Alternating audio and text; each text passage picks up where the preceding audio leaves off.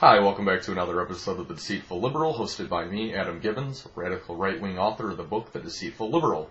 I've been sick over the last couple of days, which is why I haven't released any new videos yet, but it turns out that I'm not the only person that's been sick the last couple of days. Liberal bloggers all over America are absolutely sick to their stomachs at Sarah Palin in her left hand. Over the weekend at a Tea Party convention, the first convention, it turns out that when asked a question, Sarah Palin ended up having to look at a couple of notes on her left hand. Take a look. Programs here, that doesn't do us any good, really. We've got to start reining in the spending. We have got to jumpstart these energy projects that, again, we've heard so much about because it's ridiculous that we have just sitting. Oh, no, she didn't. Was she just... What was she doing? Oh, she was looking at her left hand. Yeah, that's what she was doing. Good thing I had notes on my hand. Okay, I don't. But that didn't stop liberals whatsoever from being absolutely fumed that Sarah Palin would, what they call, cheat during a speech. See, when you're in a public speaking scenario, you are not allowed to write on your hand because that would be considered cheating as if you were in grade school according to liberal bloggers. This coming from liberal bloggers who have no concept of what public speaking involves and instead sits behind a computer all day and types rather than actually shows their face and lets their vocals out. Very interesting. It must be insulting to be Sarah Palin at this point. Nevertheless, liberal bloggers say that that's cheating. So what isn't cheating during a public speaking event then? I mean, what should Sarah Palin have done, liberal bloggers? And to look no further, we might want to look at some Democrat leadership for the answer. And I will charge PCAST with advising me about national strategies to nurture and sustain a culture of scientific innovation. In addition to John, sorry, I just noticed that I jumped the gun here. Go ahead and move it up. I'd already introduced all you guys. In biomedicine.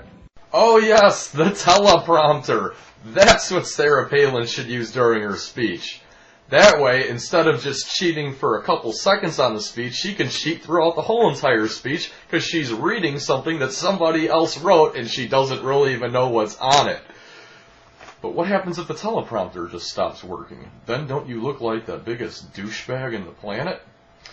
According to liberals, that's okay as long as you're not looking at your left hand for a couple of seconds throughout the speech. Well, the problem is what if you get so addicted to the teleprompter that you just can't really speak without it? Because, it is just wonderful to be back in Oregon, and over the last 15 months we've traveled to every corner of the United States. I've now been in 57 states. I think one left to go. Alaska and Hawaii I was not allowed to go to, even though I really wanted to visit, but my staff would not justify it. Wow, that is absolutely incredible. Apparently, Barack Obama has made history, not only for being the first black president of the United States of America, but even better, he's the first person in history to visit 57 states in the United States of America. Which is really amazing when you think that we are 7 states short of even making that possible. But, I mean, what can you say? That the poor guy's used to a teleprompter. One might justify at that point maybe writing down on Barack Obama's left hand 50 states. But, too bad he didn't do that. Now, okay, fine, that's one isolated incident, but certainly he can talk without a teleprompter. I mean, I think Barack Obama is a very capable individual of not screwing up. Burn and close down. No, I've been practicing. Really? Really? I bowled a 129. Okay, so far so good. Maybe he doesn't need a teleprompter. I mean, he's doing a lot better speaking right now than his bowling game 129. I don't think he's going to really screw this up. Burn and close down. No, I've been practicing. Really? Bowling. Really? I bowled a 129.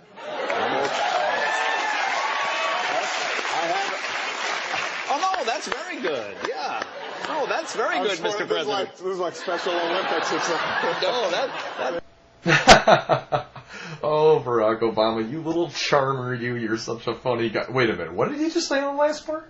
Oh, that's very good, Mr. President. This is like Special Olympics. It's like No, that. Oh, dear God. He did not just say Special Olympics. Sarah Palin might be a cheater, but at least she isn't a Special Olympics hater. Oh boy. So what exactly ended up happening out of that? Well, it turns out that somebody on the Special Olympics kind of got offended over that. And he turns out to be one of the bowlers for the Special Olympics. Now, I don't know if I'm going to pronounce his name. I'm not going to lie. But it was a Special Olympics bowler, Colin McConaughey, I guess. Well, anyways, turns out this guy's an incredible bowler, and so he decides that he will challenge Barack Obama to a game of bowling. After all, I mean, why not challenge somebody who makes fun of Special Olympics bowlers? Well, Barack Obama, being the man he is, turned the challenge down. Not surprising. Obviously, Barack Obama isn't going to be better than Colin is at bowling. However, the even more not surprising part of the story is that Colin, it turns out, would be a better United States president than Barack Obama, making Barack Obama truly special in one perspective, in that he is one of the few people who's actually just 100% worthless in this world's existence.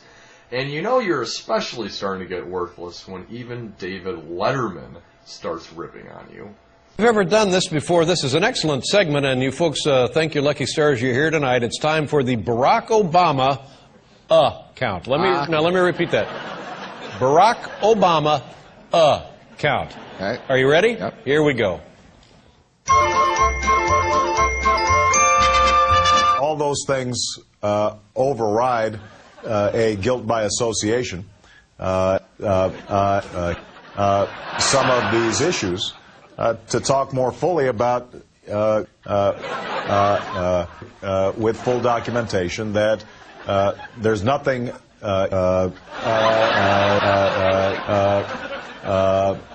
I think there's no doubt that it has been in the past. He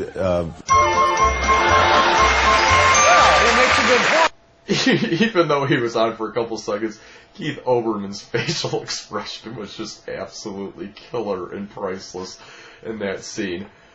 Okay, liberal bloggers, here's the thing, okay? At first I didn't know whether to agree or disagree with you, but now I'm kind of wondering, are you telling me that Barack Obama looks a lot better as a complete screw-up public speaker than Sarah Palin, who gives a pretty good speech, minus the 2 seconds she was looking at her hand? Is that what you're telling me?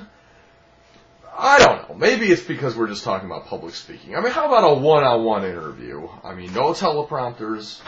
Certainly Barack Obama could take back his fury and fire on a one-on-one personal interview with no audience in front of him, unlike Sarah Palin that did have an audience in front of him. Well, let's see. The young lady seems like a perfectly nice person. She's getting her award. What's he doing? Why would he do that? He's a jackass. No, all this stuff. That's what Hank said. I'm assuming all this stuff. Where's the pool? Come on, guys. Cut the president some slack. Come on, guys, that's not fair. Cut me some slack. I'm only the President of the United States of America. I mean, God knows my resume was a complete failure for the job. Now, it turns out, of course, in that interview, Barack Obama was being asked about what happened with the Kanye West-Taylor Swift accident at the MTV VMAs. Now, I want to replay that again. This is just priceless. The part where he's laughing, and then all of a sudden he finds out this is on film. I mean, he literally just goes, I mean, it's priceless. The young lady seems like a perfectly nice person. She's getting her award. What's he doing? Why would he do that? He's a jackass. All this stuff. That's what Hank said. I'm assuming all this stuff. Where's the pool? Come on, guys. Cut the president some slack.